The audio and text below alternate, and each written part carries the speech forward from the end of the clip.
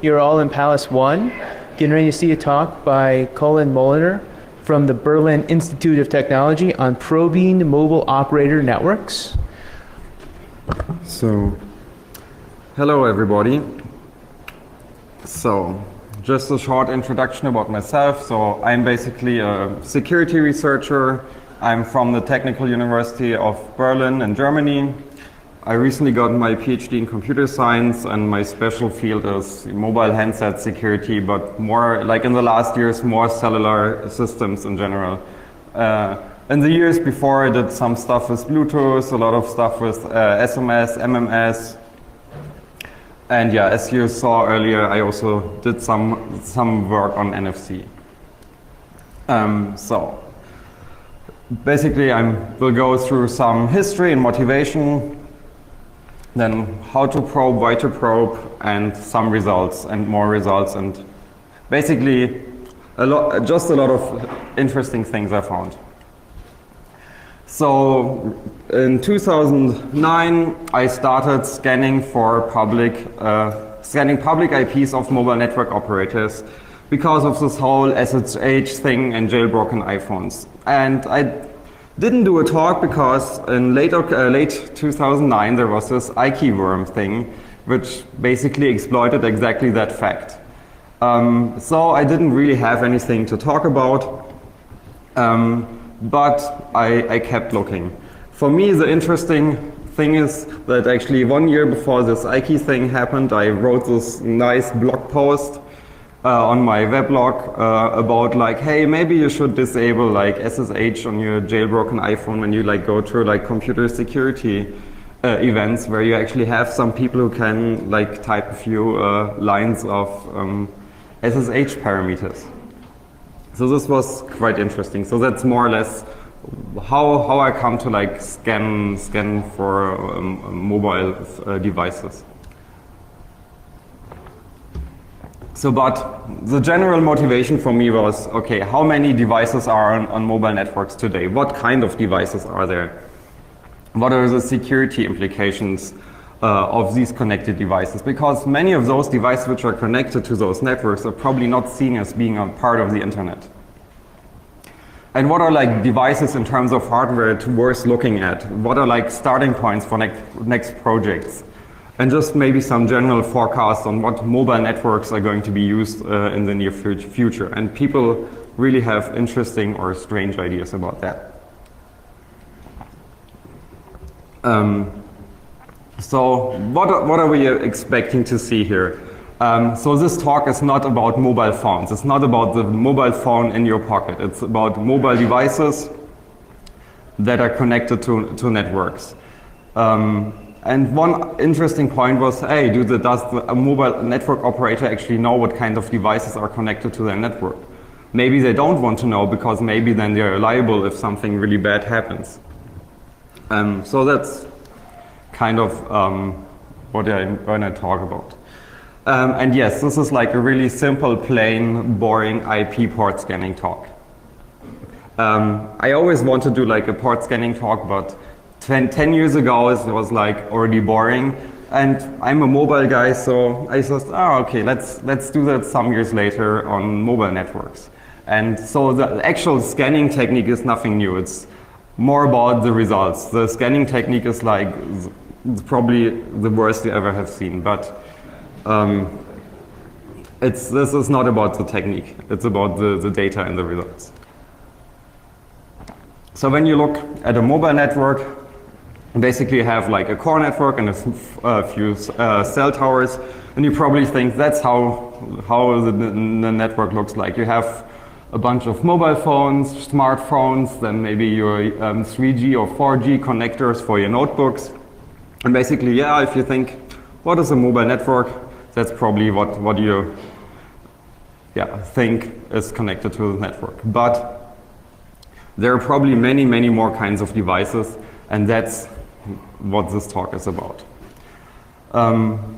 So when I started to think about that, I thought, okay, well, how do you find these other devices? Okay, you take your laptop connected to the mobile network and start like scanning like the IP range you got dropped into by the mobile network. But as it turns out, that's actually not really worth doing, because a lot of how connectivity works depends on the access point name or the configuration. The most important thing is inter-client connectivity allowed. If it's not allowed, the scanning will never work, because you're not allowed to connect to other clients, no scan. So also, if you scan this way and you want to scan different operators, you have to get a SIM card for each operator. And that of course involves money, because you also have to pay, even with like data flat rates or anything, you still have to like get the plan with a flat rate. Also, if you want to look at operators in other countries, you have to like, if you don't want to like travel to that country and do local scanning, then you have to like do scanning from home, and then yeah, you have this like small problem called roaming charges, which probably many of you know what that are if you like traveled from some other country to the US for this event. So we really don't want to do that altogether. But if you decide to do it, which I didn't, then there are some things to look out for. For example, special APN names that's used in like specialized devices, like for ebook readers, which I had talked a little bit about in 2010 at CanSec. Or if you have a machine-to-machine device, so some industrial device which comes pre-installed with a SIM card, maybe it makes sense to disassemble that and look at the APN configuration. Maybe that you can learn something from that. So you basically, get hardware, extract SIM card, get the APN names, get the configuration, and then scan. So if you want to do that. But actually, what I actually did is just scan from the internet, because it gives you a lot of results. You don't have the problem of costs. You don't have the problem of speed and parallelism. It just works, and when you see what kind of devices are publicly reachable, you know that the other scanning thing is not really a big problem. So what I basically did to scan, I went to RIPE, so one of the big databases. Actually went to RIPE, but yeah. If you want to find IPs, you can look in the regional register databases. There's like RN for America, RIPE for Europe, or you could try stuff like, let's go at the scan list from like iKey. But it hit a number of phones in different countries, so they probably have a good number of IP range lists. Web server logs, if you have like a web server and a lot of visitors for mobile phones, you can take that and try to extract ranges, or you just like Google and see, like if you type like AT&T GPRS IP, and then you find like some public IP ranges, or you can do that for like any operator. But I was kind of lazy, so I just went to RIPE, did a full text search for a couple of search terms, basically GPRS, GGSN, which is, so the GGSN is the GPRS support node. It was just like some term you pick up when you do mobile phone stuff, but the search terms are not that important, or M2M, like the machine-to-machine stuff. You get a number of IPs, so I just stripped all the double IPs, came to about 9 million IPs altogether, which is not that much. And one of the big problems is that operators don't like mark their net blocks. So they don't say, hey, we own this net block and it's used for our GPRS devices. Some operators do that, but if you have mixed operators which also have like landlines for like their landline customers, it could be that an IP range that is marked as GPRS will still be like used for DSL, because they didn't care about relabeling it. Also, a network could just not be labeled for GPRS, so I will never find it with that. This is just some basic problems about this technique, but just to know, just to show where the boundaries are for what I did here.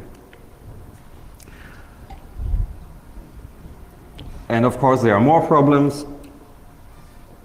especially the network address translation, which is pretty commonly used for mobile networks, so you don't get a public IP on your device. And of course, if the device doesn't have a public IP, you will just like scan against NAT. But it turns out that devices that are actually reachable are the devices you're interested in, because, yeah, for some reason they're reachable on purpose. Also, most mobile phones actually don't run services. So a default Android phone, for example, doesn't have a service. iOS devices are a nice exemption because they have this iPhone Sync service, which is like some 60,000 port, which is really nice because you can easily identify iOS devices by simply checking if that port is open. Of course, it could be another device too, but on the mobile range, it's pretty forward that it's one of those devices. And more problems. So of course, GPRS is very slow, so scanning will take some time. That's once because of the bandwidth. It's just it's a slow connections. Also, if a device goes into sleep mode while it's connected, and if it gets a packet, then the device has to be paged and has to be woken up. So it's a really, really long, tedious process sometimes to like actually get to a device. And another problem is devices move around in the network. Sometimes they get disconnected because maybe they like go into a tunnel or into a building, then they get a new IP address. So we'll have problems like that. You will scan devices multiple times, maybe never find a device that's otherwise totally normally reachable. And of course, the usual problem when you like scan big net blocks is that maybe your scan like lights up in some IDS of some operator. So these are more problems. So now to the really like disappointing part. My scanner is like a really, really basic TCP connect scanner implemented in Python, and yeah, I implemented it in Python just to. Yeah, it's really fast and like to build something. And for scanning, I actually use Tor, which I will gonna explain on the next slide. It's a basic banner grab. So connect to a port, send something meaningful for that port, and then grab the response and store it in a database. Of course, yeah, randomize the IP address list so you don't like scan 200 devices in one subnet, because that will surely light up in some way if there's some monitoring. So why would I want to use Tor? Of course, I don't want to disclose my IP address because we are sponsored by like the lab I work for is at the university is partially sponsored by a mobile operator, and would kind of look bad if like one mobile operator like goes out and scans everybody else. So since I'm not like employed by that operator, but I'm kind of associated with them, so just to be nice to like our sponsors. Also, you automatically get different IP addresses, so it's like a little bit harder to be blocked by an operator like detecting your scan. And I'm kind of like sorry to like suck up a lot of bandwidth over a long period of time, and I know like Tor has like limited capacity, and everybody, of course, should like run a Tor server or a Tor node. So I had to decide what kind of ports I want to scan, because when you do a TCP connect scan, you don't want to just like scan all ports, because it will take an enormous amount of time. So I decided, hey, just go for these really, really basic services. At some point I decided, okay, I don't really need to scan HTTPS. Also, I don't need to like do SNMP, and this port 8082. Apparently, some devices use it to like host a TR-069 service, which is like some remote firmware thing. But I never had like any connect. So after some time, I just disable it. The other ports just give enough information. Actually, could just the first four, as you guess, like they're like the ones who give you the really nice information. In addition to just like connecting, I And I had one small addition which I had from my iPhone scanning project left over. Is if port 22 connects, a script will connect and try like the 2 default passwords and just run the small line to actually just get a fingerprint of the device. Yeah, this is already kind of like borderline what you should not do, or but I just grabbed like to see if to like do device counting based on MAC addresses.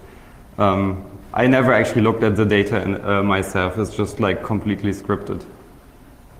But it turned out that at some parts, when you don't look at iPhones or any iOS device, you actually find interesting output there. If you just like grab for like certain strings, and then you find some interesting things, but not something that's really like that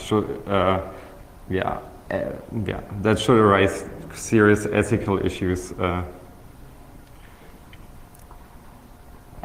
Yeah, basically I just like split up the IP address ranges, ran the scanner on a bunch of machines, and then every few weeks I like checked just to see if everything is still running, if there is some stuff inside the files, maybe I have to like do some adjustment.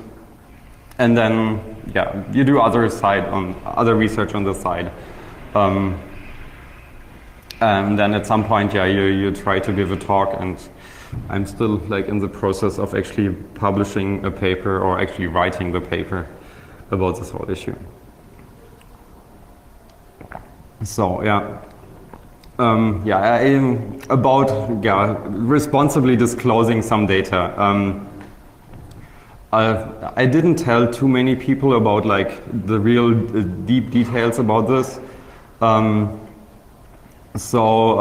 Yeah, some stuff looks a little bit scary. So I stripped out like IP addresses, names of mobile operators, and some points I just like do not show what I found with because some things were like really critical, and I still have to like find like the appropriate people to like report stuff to, and so yeah. But you will get an idea of what that might be or might not. I won't confirm or deny anything about these specific targets.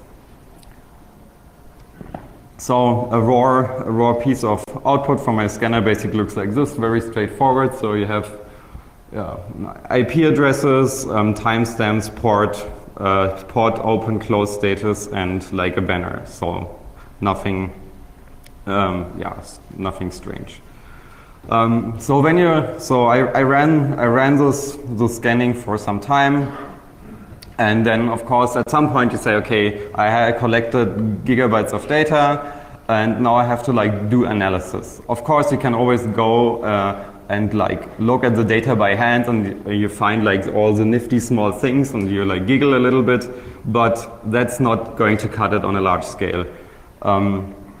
You can also like just grab for logins or welcome or authenticate, but you have to come up with some automation criteria. Also at some point after like doing the automated or hand analysis, people want to go into like verify some things. So Google product IDs, maybe just connect to a service to check the banner again. But yeah, do not try to like really interact with devices, because users not get into any trouble, and we don't want to break anything. We just want to like get some information. So for the automated data analysis, I just wrote a like very simple fuzzy cluster matching thing, which basically like strips out version numbers and from the banners, and then just like builds like clusters around each banner, so I just could like count.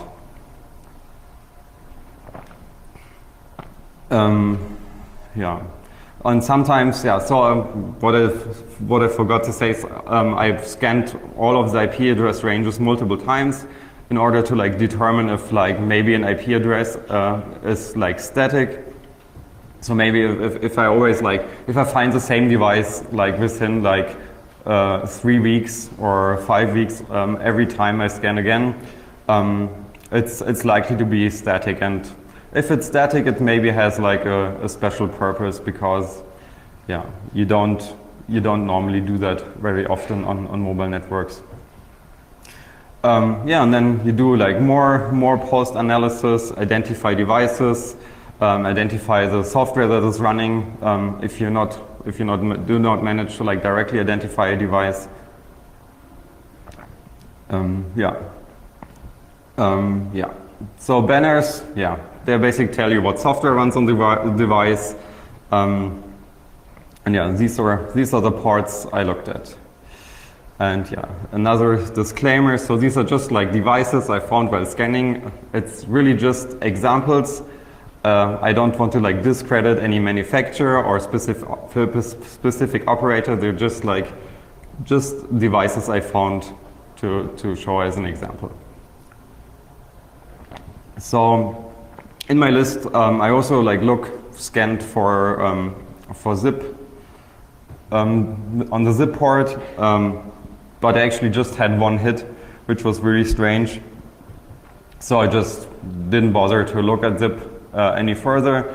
Maybe in the future it's becoming more interesting because LTE and everything is completely based on zip.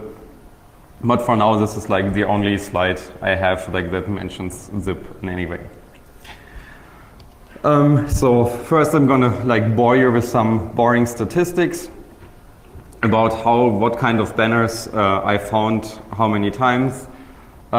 So these kind of FTP banners, they're like totally uninteresting because they don't tell us which software. Maybe you're able to like cut down like this specific banner, one of those specific banners to like 3 or 5 different like pieces of software, but it's not interesting. But yeah, the only interesting thing is like you have a lot of FTP servers running on mobile networks, wherever that is. But if you look at the number of the devices that appear not that often, you actually find a lot of interesting devices. And I'm going to show you some details throughout the later part of the talk. So for example, down there is this is like some industrial application which I'm going to show you later. So these are all like small embedded things. This one is pretty interesting, which I'm going to show you. So basically you weed out the devices that show off a lot and look at the devices where you only find a few hundreds or maybe just in the tens of devices. So one of the first devices I found was this DigiCore Solo, which is a vehicle tracking application. I identified like something above 200 devices, and it's basically a tracking device. Yeah, that should be should really be that device. I try to like hunt down like more pictures, but yeah. So this stuff gets like deployed in delivery trucks, rental cars. Maybe you put like one in your own car to just track it. Yeah, but this is a really common application. If you continue and look at more FTP banner stats, you find interesting devices like this. So basically, I found like this connection string, which comes down to like this company, which basically builds inventory devices. So if you have like big storage units, or maybe like delivery companies, they have these kind of devices, and yeah, you can actually find a bunch of those on the public internet, and they're all run Windows Mobile. So it's not directly and that's not like Windows Phone. It's like Windows Mobile. So like from 2004 or something. So a little bit older devices. Yeah, so, and yeah, the main applications, of course, like supply chain management services. So it gets kind of interesting what you could do if you like have access to a bunch of those devices. Yeah, and then I found a bunch of just other Windows Mobile devices, and yeah, Windows Mobile is seems to be still pretty popular in the industrial area. So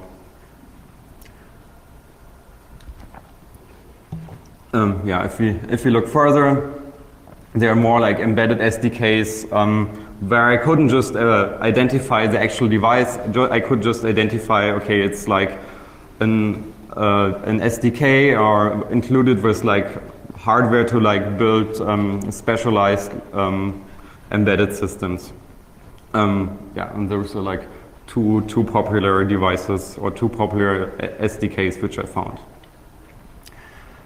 Yeah, if you look further and if you go down and actually look at devices where I only find like 20 or 30 devices, you find stuff like yeah, industrial grade like measurement instruments, like this is combination of like GPS and laser measurement systems that yeah used to like yeah when you go outside and like try to measure like big properties.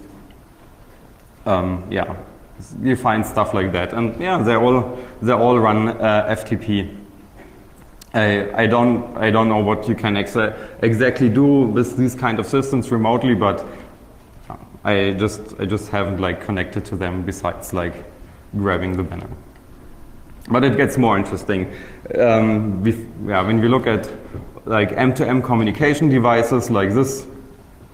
Yeah, this is like I don't know, a small card which you put into some also industrial thing and put a SIM card in it. You see like some antenna and yeah, here's some yeah where you like plug in some cables. And yeah, these devices just like yeah appear yeah randomly yeah on the internet. So more interesting.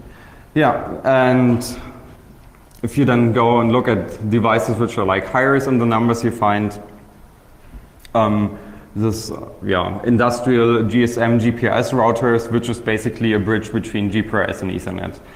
And yeah, from the manufacturer's website of this specific device, it say yeah you can hook up yeah, surveillance systems, PLCs or ATMs. So yeah, there's a pretty good imagination what you could find behind those devices. Yeah, so yeah, if we look yeah further down the road of like this of the FTP stuff, you find devices from companies like National Instruments, which build yeah basically measurement equipment, and now it's the correlation of the scanning results become a little bit more interesting, or the need for correlation, because sometimes you find you have a few hits of that, and then you have like many of that, and then but yeah you cannot like put this to anything besides the case if you finally find one device which has both, and then you actually find okay I have like 400 plus devices from National Instruments in many countries. Yeah, and it seems like big and very expensive measurement equipment. Yeah, I don't know which kind of device that was actually. So yeah, FTP gave us some pretty interesting results, but it gets better if we look at actually what the telnet ports give us. So what do we have here? Yeah, so we have a bunch of, yeah. So these on-cell devices are pretty interesting, and sometimes it's like just like yeah a 3G router. So, but if you actually look at the actual data, it becomes more interesting. So this is something very well expected. 3G routers, very common today. Plug in Ethernet SIM card, you have internet. But there are more interesting things like environmental sensors, which are just deployed somewhere in the field and collect, for example, like how much rain is falling, what's like temperatures and things like that. Yeah, you find a bunch of those devices too. Yeah, and then it becomes a little bit more interesting. So this is a big yeah, traffic control, like for street traffic. It's not internet traffic. It's like that's like at the end of like some highway somewhere, probably in Germany. So this is, and apparently this device we're talking about, the actual TMC, I think this was like this box. So I didn't take the picture myself. I googled the picture, just to be clear. Yeah, you can actually find it by like looking for this TDS. And these are a little bit more interesting things you find, because it's probably not only monitoring, but it's also probably also like traffic lights for intersections and things like that. So these are all passwordless logins, or? I didn't log in. Oh no. No. Yeah.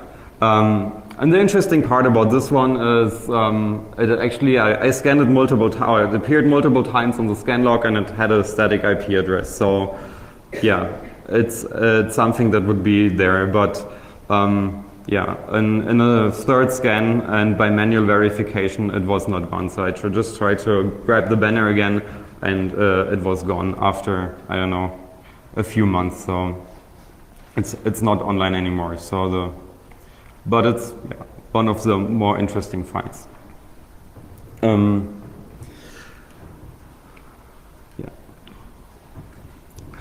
Yeah. So doing the same, just like fuzzy clustering on HTTP. We have this. Yeah. Just the average like micro, mini, generic HTTP servers for embedded systems, and just tells you what kind of software is like really common on those devices. But again, if you look at those banners that are not too common, you find a lot of like high grade, like yeah, professional, like 3G routers. Some more of those bridges, IP cameras a lot, and this little device, which is going to be interesting. This is yeah, basically a system for like home automation.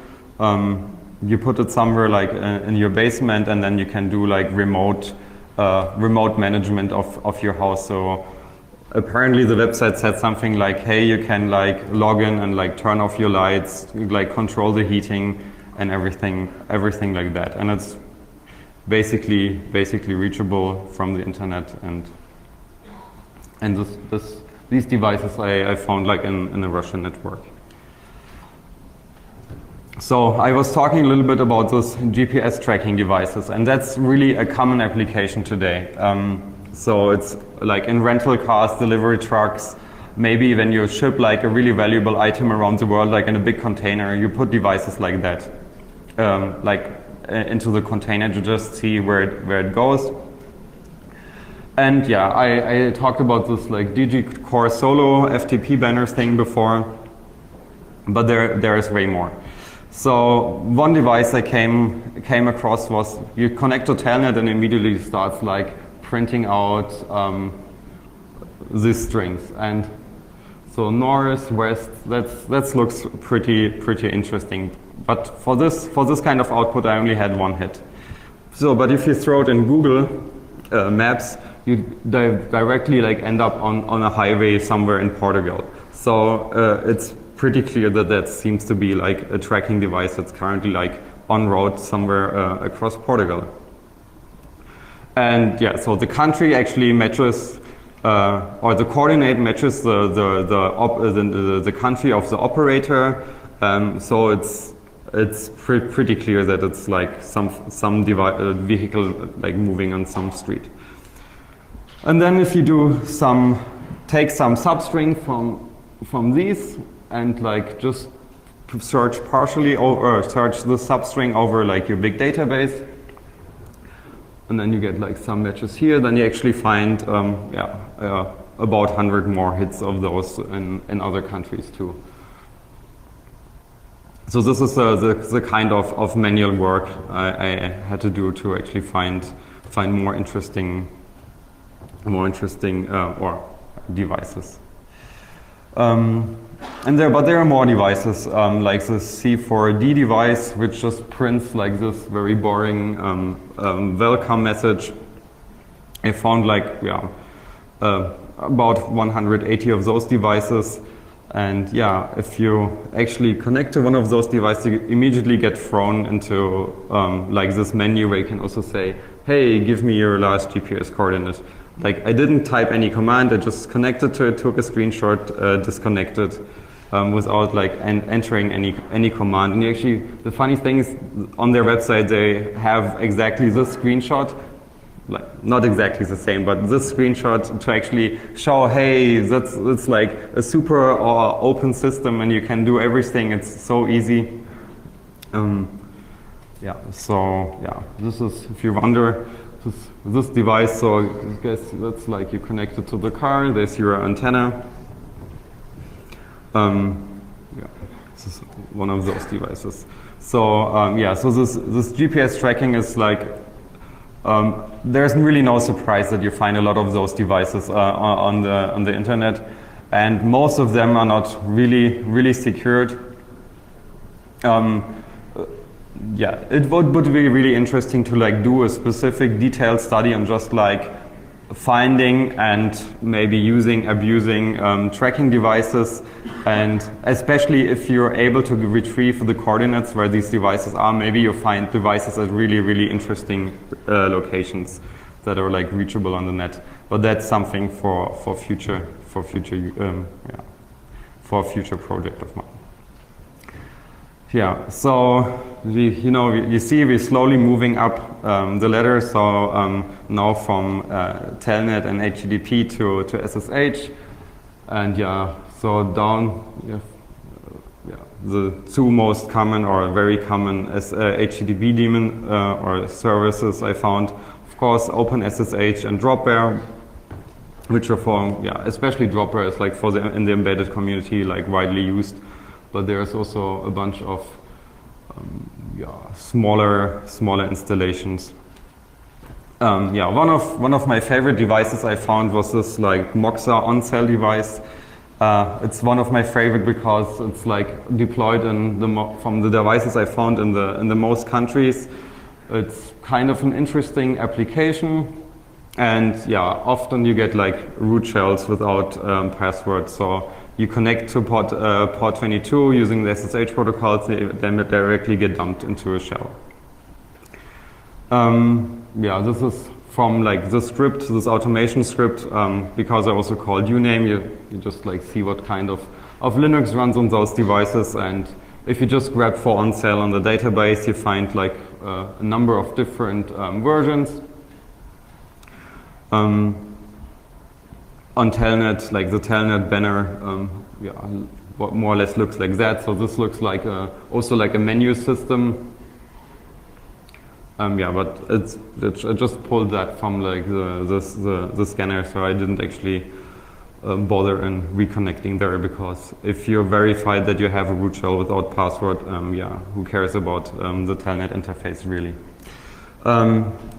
So finding a number of devices is pretty interesting, but if you actually like look into what these devices are made for, it's a little bit scary when you see, I just like had a root shell on something that's like for power automation somewhere in some remote country, and you don't want to crash a device like that by scanning, because you don't know what it's actually connected to.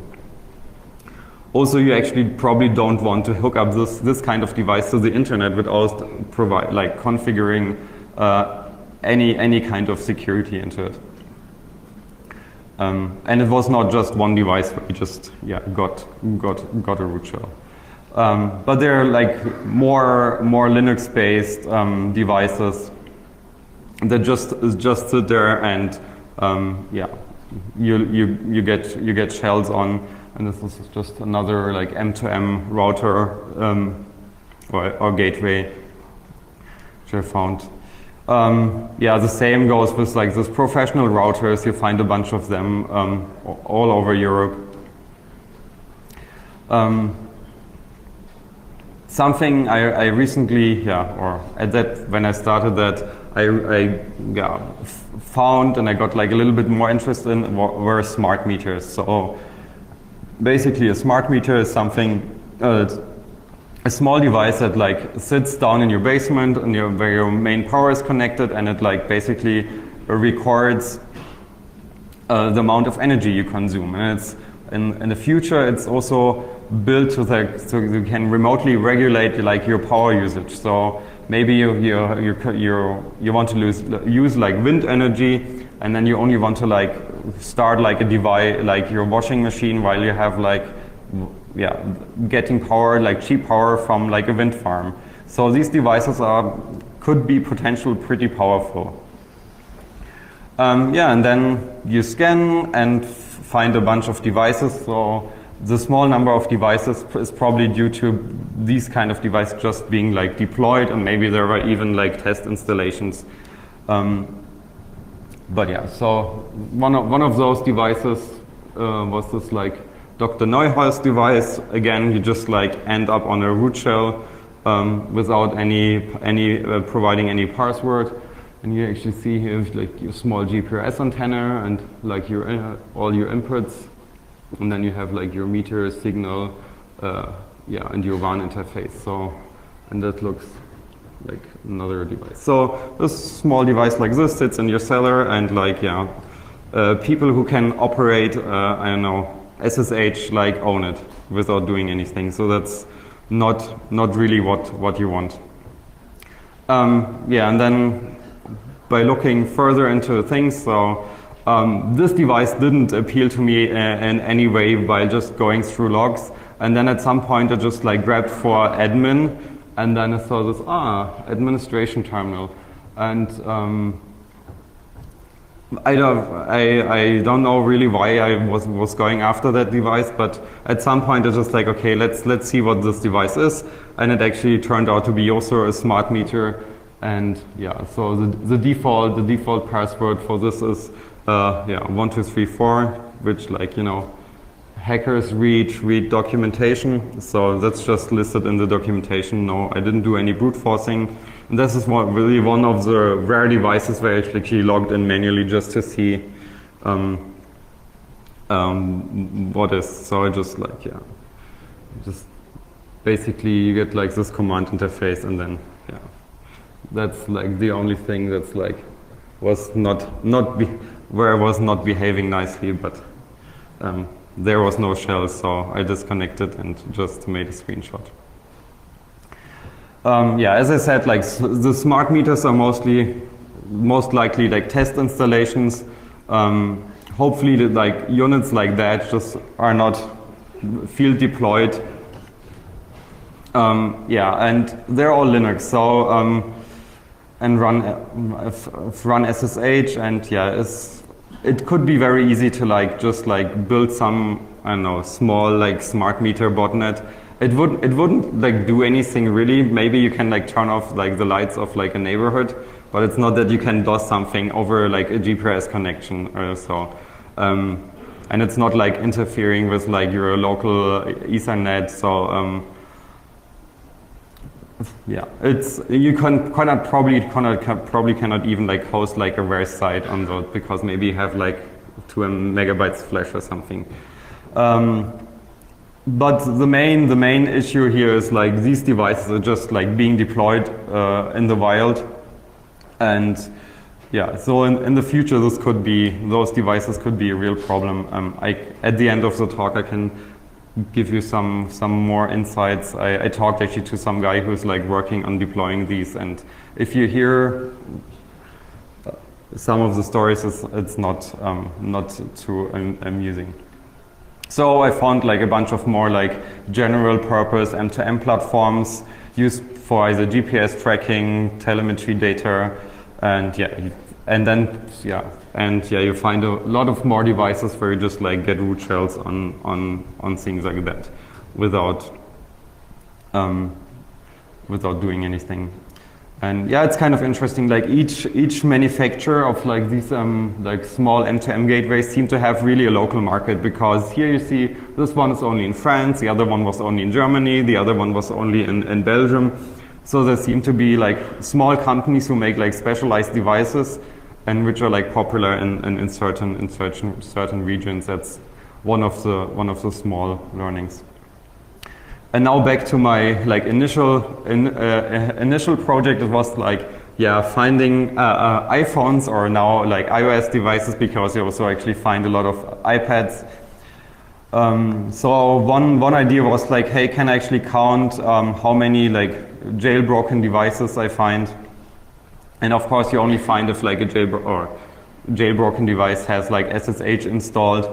So through all my scans, I like identified like 500,000 of like unique devices, but yeah, from these there were only like 2,000 had like SSH installed, so not a too big issue.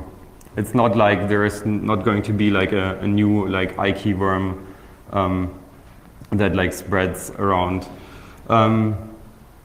Also, probably most of like like actual phones or iPads or other devices like that sit behind like NAT gateways. So that's probably also one reason why I didn't find too many. The only thing, like as I said, like probably not a second worm. But what if you want to do like SMS fraud or steal data? You can still do that if like SSH is enabled with the default password. So you don't have to like write your Trojan, upload it to like the Android market. You just like find like a couple of thousand like iOS devices and just like go and like send 10 SMS messages from each, and then it's the same as like installing, like having people install like devices. You can just do it fully automated. Or if you just want to have like anonymous like SMS sending or mass SMS sending, that's what those devices could be used for. Yeah, and then if you combine with Tor, it's like, yeah, as long as you don't send like SMS messages to your close friends, you maybe be good. But so this is like the only issue that like actually stays with those jailbroken devices. Yeah, so I had a number of like really strange finds. That was like one was like a BeagleBoard, which is like a small embedded ARM board, which is normally used like for developing or toying around. But I found like above 20 devices like hooked up to some network, and of course you have root access, but it's just like a development platform. So probably some people are just like playing with those and just like keeping them connected because it's yeah, like GPRS is so cheap these days. But the interesting part, yeah, I found like a small like surveillance network, and so the interesting part. So this is like a Class C network, and you see like a bunch of devices, and it's like 38 cameras. And then you have like one camera server. So somewhere in Turkey there is like a small like surveillance network like hooked up to some mobile operator. Yeah, I didn't like try to like get to the video streams or anything, but yeah, it just you just find like this all like FTP, yes. Yeah, so this is like the more like some stranger finds. Yeah, so in the beginning the question was, yeah, phones, but it's not phones only. You have smart meters, you have professional measurement, GPS stuff, vehicle tracking, like industrial power control, more vehicle tracking, supply chain management devices. And I really think that the stuff, a number of devices I found is just really as the typical peak of the iceberg, the tip of the iceberg, because sometimes you just don't see certain things because operators don't, like for example, tag their net blocks as GPRS usage, which is for this kind of research a really big drawback. I of course could just like scan the whole internet But yeah, that takes a lot of time. Also, operators might, I only scanned operators that were handled by RIPE, so only this like European, I think it's mostly in Europe. So of course I didn't scan operators like in the US in North America or neither in South America, which is kind of good if you like go to the US and give talks about this stuff.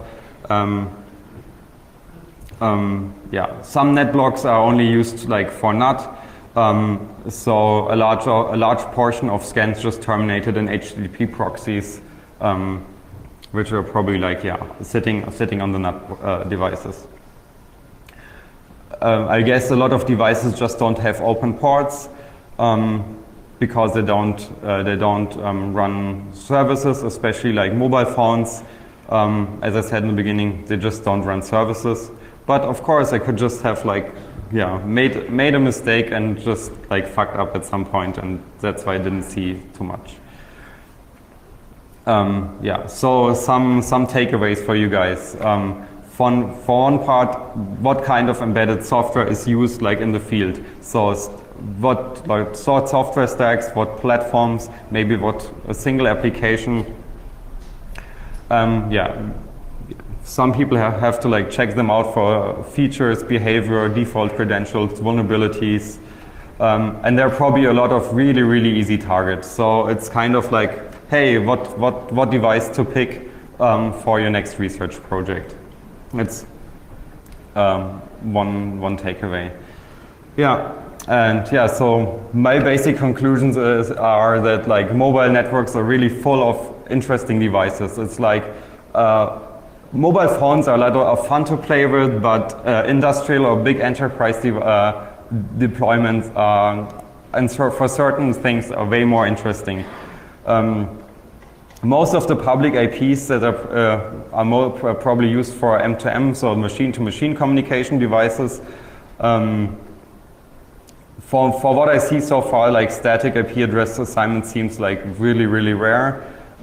There was like this basically one or two incidents where I really saw like some device having always the same IP.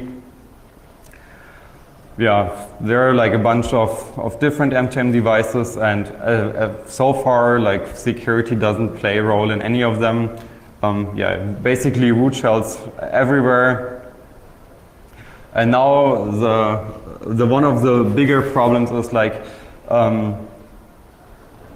so this mobile hardware and especially like all the stuff that's connected to GPRS, it's like super commodity hardware today. Maybe it's one module is maybe $5 and you can put it, and it's going to just be put in any kind of device. And all of these devices are then suddenly connected to the internet. And the real big problem is if those devices are often like put in appliances that are somewhere in the field. So if you cannot really update firmware remotely, then if something gets owned, you have people like driving in trucks to somewhere outside and like repairing those devices. And that could be a really big problem, especially with like regards to smart meters. So I talked to somebody who's like into smart meters, and he basically told me the smart meter gets certified for one firmware version, and then you're not allowed to update this firmware version.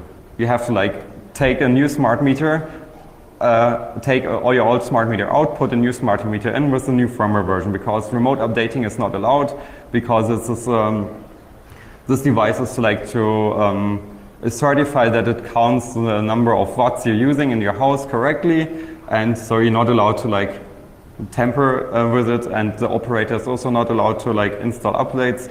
So this is probably going to be a big problem if those devices are even a little bit insecure. And that's it already. I hope you could take something away from it. And done.